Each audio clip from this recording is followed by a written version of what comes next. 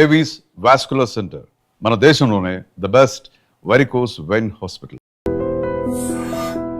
SG Consultancy Services. Study MBBS in Russia, Philippines, Uzbekistan. ఒక వ్యక్తి అంటాడు పెళ్ళొద్దు ప్రపంచాన్ని చుట్టే అని, ఇంకో వ్యక్తి అంటాడు సమాజం సంస్కృతి ఏది పట్టించుకోకు నీకు నచ్చినట్టు బ్రతకని. సో ఇన్స్టాగ్రామ్లో వచ్చే రీల్స్ని ఫాలో అవడం నిజంగా అది కరెక్ట్ అయిన మోటివేషనేనా, లేదు రియల్ మోటివేషన్ వేరే ఉందా? నువ్వు అదే ఐ మీన్ నీకు ఒక గోల్ ఉంటే నీ కోసం పనిచేస్తావు, లేదంటే వేరే వాడికి పనిచేస్తావు, నువ్వు వాడకపోతే వేరే వాడు ఉపయోగించుకుంటాడు. ఇలాంటి పదాలన్నీ బాగున్నాయి అంటే బట్ ఇప్పుడు అందరూ కూడా ఎవరికాడు ఇండివిజువల్గా బ్రతకాలనుకుంటే టీం వర్క్ ఎక్కడ ఉంటుంది? ఇప్పుడు మీరున్నారు, మీకు ఒక కార్ డ్రైవర్ ఉంటాడు, మీకు కార్ డ్రైవర్ ఎక్కడి నుంచి వస్తాడు బేసిక్గా మాట్లాడుకుంటే అంటే మరి అది ఎలా అవుతుంది సార్? మీరు చెప్పినట్టు అందరూ కూడా ఎవరికాడు ఇండివిజువల్గా బ్రతకాలి. అలా కరెక్ట్. నా దగ్గర ఒక కార్ డ్రైవర్ 2 నెలల కంటే ఎక్కువ ఉన్నాడు. మోటివేట్ చేస్తారు.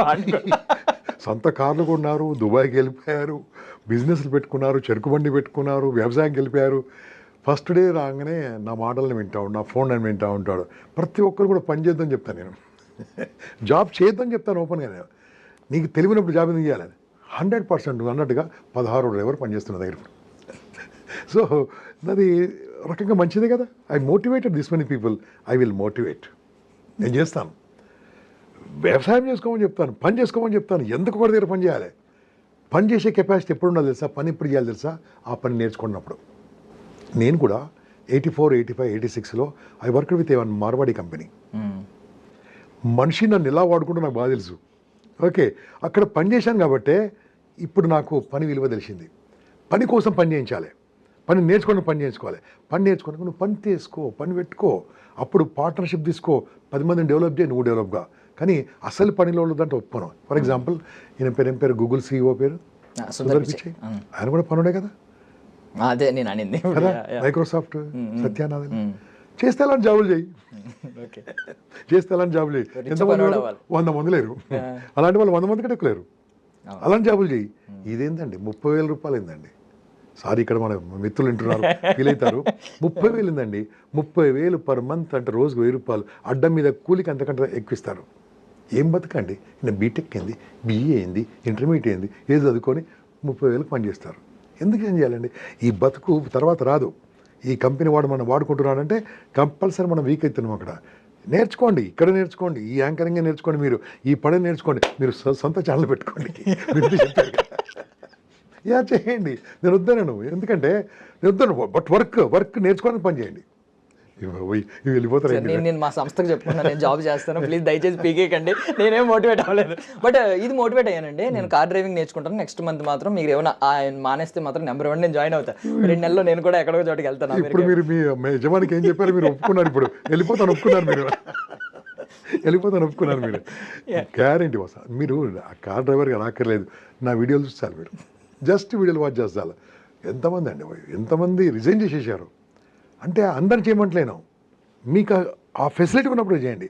ఒకవేళ గవర్నమెంట్ జాబ్ చేస్తారా, డోంట్ క్విట్. మీ మిగతా టైం ఏం చేస్తుంటారు? బిజినెస్ చేయండి, మీ ఆవిడ పేరు మీద బిజినెస్ చేయండి, ఏదైనా ఆలోచించండి. ఏం చేయకుంటే సమాజ సేవ చేయండి. కానీ ఖాళీగా ఉండొద్దు అంతే. ఏదైనా చేయాలి. అవకాశాలు ఉన్నాయి, బోల్డ్ అని అవకాశాలు ఉన్నాయి. మంచిగా ఉందనుకోండి బయటకు వచ్చేసేయండి. ఇప్పుడు మన ఒక మినిస్టర్ ఉన్నాడు ఆంధ్రప్రదేశ్లో, ఒక మినిస్టర్. ఆయన చిన్న ట్యూషన్ టీచర్ ఒకప్పుడు. ఓకే, ట్యూషన్ టీచర్ నుంచి మినిస్టర్ అయ్యాడు. ఓకే, ఎవరి చరిత్రను చూసుకోండి. జాబ్ చేసిన వాళ్ళు గొప్ప వాళ్ళు అయినట్టుగా ఎక్కడ ప్రూఫ్ లేదు. Employment is a trap boss. Trap employment trap పెట్టి బయటకు వెళ్ళాం. ఆ మంత్లీ శాలరీ చూసినాక బయటకు వెళ్ళాం, కంఫర్ట్ చూసినాక బయటకు వెళ్ళాం. అక్కడ లైఫ్ కంట్రోల్ వెనక చూస్తే ఏముండదు. అలా అయిపోతుంది boss. That is called employment. I'm not against employment. To gain experience employment, but start something on your own. నేను 100 ఐడియాలు ఇస్తాను ఎలా పని చేయాలో. Yeah super. సో ఓకే, అంటే ఇప్పుడు ఈ యూత్లో ఎక్కువగా వచ్చేది ఏంటంటే యాంగర్ మేనేజ్మెంట్ చాలా ఇబ్బంది అవుతుంది సార్. స్ట్రెస్ ఒకటి, ఈ ఫ్రస్ట్రేషన్, ఇవన్నీ కంట్రోల్ చేసుకోలేకపోతున్నారు. అంటే maybe because of junk food అని కొంతమంది అంటారు, ల్యాక్ ఆఫ్ స్లీప్ అంటారు, ఈ సోషల్ మీడియా వల్ల అంటారు, ఏదో అంటారు. బట్ మీరు ఏమైనా సొల్యూషన్ చెప్పగలరా? సోషల్ మీడియా నేను వాడుకుంటా. ఓకే, నాకు కావాల్సింది నేను చూస్తాను, నాకు కావాల్సింది తీసుకుంటాను. నాకు కావాల్సింది అది ఆర్టిఫిషియల్ ఇంటెలిజెన్స్ అది ఇస్తుంటుంది. ఓకే, సో ఐఎమ్ యూజింగ్, నన్ను వాడుకుంటేది. నిద్ర అన్నారా, ఖచ్చితంగా మెయింటైన్ చేయాలి. ఇంతకుముందు చెప్పాను 7, 8, 9 7 గంటలు పడుకోకుంటే మెంటల్ పేషెంట్లు అవుతారు. You have to sleep. మీరు చెప్పిన దాని ప్రకారం మనం ఇప్పుడు చూస్తున్న వీడియో చూస్తున్న వాళ్ళ కింద ఎన్ని గంటలు పడుకుంటే ఒకసారి కామెంట్ కొట్టండి చూద్దాం. మీరు 4, 5 అంతే. పడుకుందామని పడుకుంటాడు 11 పడుకున్న తర్వాత టిక్ మన సౌండ్ వస్తుంది, ఫోన్ తీస్తాడు, రుద్దుతాడు. మోడీ గారా మాట్లాడి, చంద్రబాబు నాయుడా, రేవంత్ రెడ్డా కాదే, టైం అంతా వెయిట్ చేస్తుంటారు. అలా వెయిట్ చేయొద్దు, పడుకోవాలి. పడుకుంటే ఆరోగ్యం బాగుంటుంది, బాడీ రిపేర్ అవుతుంది. స్ట్రెస్ రావడానికి కారణం సరిగ్గా నిద్ర లేకపోవడం, స్ట్రెస్ రావడానికి కారణం సరిగ్గా నవ్వకపోవడం. చిరునవ్వుతో ఉంటే లైఫ్ బ్యూటిఫుల్గా ఉంటుంది, ఆరా ఉంటుంది, చుట్టుముట్టు పాజిటివ్ వైబ్రేషన్ ఉంటుంది. అది ఉంటే చాలా బాగుంటుంది. అందుకని స్ట్రెస్ అనేది 17 రకాల మేజర్ డిసీజెస్కు మూల కారణం. 17 రకాల, ఇంక్లూడింగ్ క్యాన్సర్ ఆల్సో. 17 రకాలు. ఎందుకు స్ట్రెస్? అవసరమే లేదే. ఒక స్ట్రెస్కి ఒక ఎగ్జాంపుల్ చెప్పండి. ఎందుకు స్ట్రెస్ వస్తుంది చెప్పండి మీరు. ఎందుకు స్ట్రెస్ వస్తుంది అంటే పని ఒత్తిడి. ఇంకోటి ఇంకొకటి పని ఒత్తిడితో ఎవరికి రావట్లేదు స్ట్రెస్, వదిలిపెట్టండి కానీ మీరు చెప్పండి. రిలేషన్షిప్ పని ఒత్తిడితోని స్ట్రెస్, పని చెప్పేవాడిని స్ట్రెస్ వస్తుంది. ఓకే చెప్పండి. ఇంకా ఓకే, ఈ రిలేషన్షిప్ అంటే రిలేషన్షిప్ బ్రేకప్. ఎందుకంటే రోజు 50 ఫోన్లు వస్తుంటాయి నాకు. రోజు 50 సార్లు బ్రేకప్ అవుద్ది అన్నట్టు చెప్పారు సార్ మీరు. ఫోన్ చేస్తే నాకు ఇప్పుడు నా నంబరు చాలా ఈజీగా అవైలబుల్ అనుకో. గూగుల్లో గంపనాక్షరం కొడితే గూగుల్ దొరుకుతుంది, ఎవరికి దొరకదు. నేను ఓపెనింగ్ పెట్టిస్తాను. ఏదైనా ప్రాబ్లం ఉంటే ఫోన్ చేయమంటాను. సార్ అంటాడు, అయిపోయింది చెప్పండి. నేను సార్ అమ్మాయి ఏమైందా సార్, 3 సంవత్సరాల ఫ్రెండ్షిప్ సార్ అంటాడు. ఏమైందిరా బాబు అంటే, సార్ అమ్మాయి బ్రేకప్ చెప్పింది. కంగ్రాచులేషన్స్ అంటా నేను. ఏమైందిరా కంగ్రాచులేషన్స్ సార్. ఎందుకు కంగ్రాచులేషన్ అంటే, అయిపోయింది, happy, finish, you can start new life. New life అంటే కొత్త అమ్మాయిని ట్రై చేసుకోమని చెప్తున్నారు. అనుభవించాడు కదా, కొత్త అమ్మాయి మళ్ళీ 3 పోతుంది. ఓకే, న్యూ లైఫ్ స్టార్ట్ చేయి. నీకు అనుభవించావు కదా. ఒకవేళ సార్ నీకు తెలుసు సార్, అమ్మాయిని చాలా ఇష్టపడతాను సార్. ఈ మధ్యలో అబ్బాయిలు రావడం అమ్మాయిలు ఎక్కువ వస్తుందని ఇట్లా. ఏది అమ్మాయిలు బ్రేకప్ ఎక్కువ వస్తున్నాయి, అమ్మాయిలకు అబ్బాయిలు బ్రేకప్ ఎక్కువ వస్తున్నాయి నాకు ఇప్పుడు. ఓకే, ఇప్పుడు ఇంతకుముందు బాగా అవ్వచ్చేది. ఇలా చాలా ఇబ్బందిగా ఉన్నా సార్ అంటే నేను చెప్పాను, ఒకవేళ అమ్మాయిని పెళ్లి చేసుకుంటే ఏమేది సార్ అంటాడు. ఏమేది అప్పుడు బ్రేకప్ చేస్తే ఏమేది?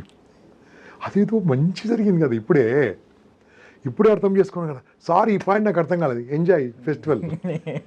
సో ఏమవుతుందంటే, ఇప్పుడే అర్థం కాని వాళ్ళు తర్వాత ఏం అర్థమవుతారు. కాబట్టి బెటర్ అని అట్లా కన్విన్స్ చేసి వాళ్ళను ఆ ప్రాబ్లం నుంచి బయట తీసేసి ఈ కాన్సన్ట్రేషన్, అమ్మాయి మీద కాన్సన్ట్రేషన్ ఎంత పెట్టావో అదే కాన్సన్ట్రేషన్ పని మీద పెట్టు. అమ్మాయి పరిగెత్తుకుంటూ వస్తుంది, ఏరా నన్ను చూడట్లేదు అంటది. ఎందుకు? నువ్వు డబ్బు సంపాదిస్తావు కాబట్టి, నువ్వు గట్టిగా ఉన్నావు కాబట్టి. ఈ ఎంబడిపడి తిరుగుతుంటే ఏమొస్తుంది? ఏం రాదు. ఎంబడిపడి మనబడి తిరగాలంటే డబ్బు సంపాదించాలి. డబ్బు సంపాదించాలంటే పనిని ప్రేమించాలి. పని ప్రేమిస్తే అమ్మాయి ప్రేమిస్తారు, అబ్బాయి ప్రేమిస్తారు, 10 మంది ప్రేమిస్తారు, చుట్టాలు ప్రేమిస్తారు, బంధువులు ప్రేమిస్తారు, ప్రేమ పెరుగుతుంది. ఒక అమ్మాయి మడితే అందరు దూరం అవుతారు, ఒక అబ్బాయి మడితే అందరు దూరం అవుతారు. ఎప్పుడు తిరగాలి తెలుసా? అమ్మాయి మడి ఒక 23 ఏళ్ళ వయసు, 22 ఏళ్ళ వయసు, ఇద్దరు బాగా సంపాదిస్తున్నారు, అర్థం చేసుకుంటున్నారు, అప్పుడు తిరగండి, ఏమైనా చేసుకోండి. ఈ 16 ఏళ్ళల్లో అయింది, 17 ఏళ్ళు అయింది, అవి అర్థం కాని లవ్. అది లవ్ అంటారు, అది నేనేమంటున్నా వ్యామోహం అంటారు. ఓకే, బట్ అంటే కొన్ని కాకపోతే మీరు చాలా బాగా చెప్తున్నారు. బట్ కొన్ని మోటివేషనల్ మెటాఫర్స్ వింటా ఉంటాను సార్. లైక్ ఎలాగంటే ఆగిపోయిన గడియారం అంటారు. ఆగిపోయిన గడియారం కూడా 2 సార్లు సరైన సమయం చూపిస్తుంది అంటారు. ఇప్పుడు అది ఏ టైంలో 3ంటికి ఆగిపోయింది అనుకోండి. ఫర్ సపోజ్ నేను 3ంటికి అలారం పెట్టుకుని లేచి సరైన సమయం చూపించింది అని అనుకోవాలండి. అది ఒక ఎగ్జాంపుల్ అండి, ఫేక్ ఎగ్జాంపుల్ అనుకోండి. ఇప్పుడు వాడెవడో చెప్పాడు, నీకు నచ్చింది, నన్ను ఇన్వాల్వ్ చేస్తాను. ఇప్పుడు చెప్పాడు, నేనేవాడికి నచ్చింది, నాకు నచ్చలే. Why should I care for that? Okay, ఆగిపోయిన గడియారం కాదు, పనికిరాని చెత్త కుప్ప కూడా బాగానే ఉంటుంది. పనికిరాని చెత్త కుప్ప కూడా బాగానే ఉంటుంది. దాని నుంచి బయోగ్యాస్ వస్తుంటుంది. చూస్తూ కూర్చుంటామా చెత్త కుప్పను? అది కాదండి. ఎవరికి నచ్చింది వాడు మాట్లాడుతూ ఉంటాడు, మనకు నచ్చిందని తీసుకోవాలి, అంతే. కరెక్ట్. సో ఒక పూరి జగన్నాథ్ చెప్పిన మాట సార్ ఇది కూడా. జీవితం అనేది ఎప్పుడు స్టార్ట్ అవుద్దంటే సంకన ఆగిపోయిన తర్వాతే అనే మాట అంటాడు. అంటే నేను నార్మల్గా అడుగుతున్నాను, ఈ రోజు మిమ్మల్ని మీరు ఎంతమందిని నవ్విస్తున్నారు, మీకు మంచి మీరు సైకాలజీ చేశారు, ఎంతో మంది మెదడుని చదవగలరు, కాసేపు మాట్లాడితే నాకు తెలిసి నేను నా మైండ్ స్టేట్ ఎలా ఉందో కూడా మీకు తెలుసు. సో మీకు ఎంతో కొంత అవగాహన ఉంటుంది. మీరు ఇంత జీవితాలు చదివేసిన మీరు ఏదైనా మీకు కూడా ఇలాంటి సందర్భం ఎదురైందంటే, మీకు కూడా ఇలాంటి స్టేట్ చెప్పాను కదా, ఏం చేయాలి తెలుసా? అక్కడ ఏముంది మీ దగ్గర ఐటమ్, చిన్న ఐటమ్ చూపించండి కదా. ఫోన్ ఉందండి, ఫోన్ ఎంత బరువు ఉంది ఫోను? దర్శన్ ఒక ఇలా పట్టుకో, ఇలా 150 grams ఉంటుంది. ఇలా పట్టుకో, ఒక హాఫ్ అన్ అవర్ పట్టుకో. ఏమైంది అంటే హాఫ్ అన్ అవర్ అనగానే నాకు అర్థమైపోయింది. Can you hold like that? No sir. Why? కష్టం సార్, అంతసేపు కష్టం, అంతే కదా. ఆ 150 గ్రాములని హాఫ్ అన్ అవర్ పట్టుకోలేకపోతున్నాను, పనికిరాని ఏదో పూరి జగన్నాథ్ మాటలు పట్టుకొని లైఫ్ అంతా పాడింది చేసుకుంటే బాసు. పూరి జగన్నాథ్ గారు ఆయన కోసం చెప్పుకున్నాడు, నువ్వు ఆయన పట్టుకోవాల్సిన అవసరం లేదు. నచ్చిందా తీసుకో, ఓకే. ఇప్పుడు పూరి జగన్నాథ్ అభిమానులందరూ మనకి కామెంట్ కొడతారు. ఆయన ఫిలాసఫీని ఫాలో అయ్యే వాళ్ళు చాలా మంది. కొట్టని నేనేమంటే తెలుసా, ఆయన ఇష్టం అని చెప్పిండు బాసు, నీ ఇష్టం నువ్వు చెయ్యి, అంతేగాని అని చెప్పిండు కాబట్టి ఇలా చేయని మళ్ళీ అన్ని సినిమాలు ఆయన సక్సెస్ అయినాయా? కాలే కదా, అంత గొప్ప మనిషి కదా. సో నేనేమంటే తెలుసా, they are good director, they are creative directors, they have good dialogues. Okay, let them say whatever useful, take it out, మంచిది తీసుకోవాలి, అంతేగాని ఫాలో చేయొద్దు. ఫాలో ఎవరు చేయాలి? మన కాన్షియన్స్, మన మైండ్, మన హార్ట్ ఫాలోగా ఎవ్రీథింగ్ ఈజ్ సక్సెస్ఫుల్. ఫెయిల్ అయినాం అనుకో 4 దెబ్బలు కొడతారు, సక్సెస్ అయింది అనుకో 4 చప్పట్లు కొడతారు, 2 లాభమే. ఓకే, ఇంగ్లీష్ మాట్లాడావు, తప్పు మాట్లాడావు, ఏం చేస్తారు? తిడతారు. బాగా మాట్లాడావు, ఎస్ అంటారు. అంటే ఈ 2 మనకి లాభం కదా. మంచి చేసినా లాభమే, చెడు చేసినా లాభం. చెడు ఏంది, ఎందుకు చేయకూడదు తెలుస్తుంది. ఇది కూడా అంతే boss, don't follow any one, follow your self. Okay, so decision making విషయానికి వస్తే, అంటే ఇప్పుడు నిర్ణయం తీసుకోవడం అనేది, అదే అది చాలా అనుభవం ఉండాలి తీసుకోవడానికి. చాలా అంటే విత్ ఇన్ 5 మినిట్స్లో అటు ఇటు షఫల్ అవుతున్నారు. అంటే ఇది తీసుకోవాలి, అది తీసుకోవాలి, ఫస్ట్ ఇది అంటాడు, కాసేపటికి మళ్ళీ మైండ్ మారిపోతుంది, ఇది అంటాడు. సో దీని గురించి ఏం చెప్తారు? ఎగ్జాంపుల్, ట్రాఫిక్ సిగ్నల్ ఉంది బాస్. ట్రాఫిక్ సిగ్నల్కి వెళ్ళి ఏం చేస్తారంటారు, రెడ్ నుంచి ఎల్లో రాకముందు వెళ్ళిపోతారు కొంతమంది. ఓకే, కొంతమంది రెడ్ని ఎల్లో అయ్యి గ్రీన్ అయినా కదలరు కొంతమంది. ఓకే, కొంతమంది గ్రీన్ రాగానే స్టార్ట్ అవుతారు. అందరు ఒక రకంగా ఉంటారండి. ఓకే, కొంతమంది నిర్ణయాలు టక్కున తీసుకుంటారు, ఫెయిల్ కావచ్చు. కొంతమంది నిర్ణయాలు టక్కున తీసుకుంటారు, సక్సెస్ కావచ్చు. ఫర్ ఎగ్జాంపుల్ నా లైఫ్లో అండి, ఒక రియల్ ఎస్టేట్లో ఒక ప్లాట్ కొనడానికి జస్ట్ 22 ఏళ్ళ క్రితం వెళ్ళాను. అప్పుడు నన్ను అడిగింది 6,70,000 రూపాయలు అడిగారు. నా దగ్గర 4 లక్షలు ఉన్నాయి. మిగతా డబ్బు అప్పు చేయడం ఇష్టం లేక ప్లాట్ వదిలిపెట్టాను. ఆ ప్లాట్ ఇప్పుడు 6 కోట్లు. నేను తప్పు చేశాను కదా, తప్పు చేశాను. అదే అప్పుడు ధైర్యం చేసి ఉంటే సక్సెస్ అయ్యాను కదా.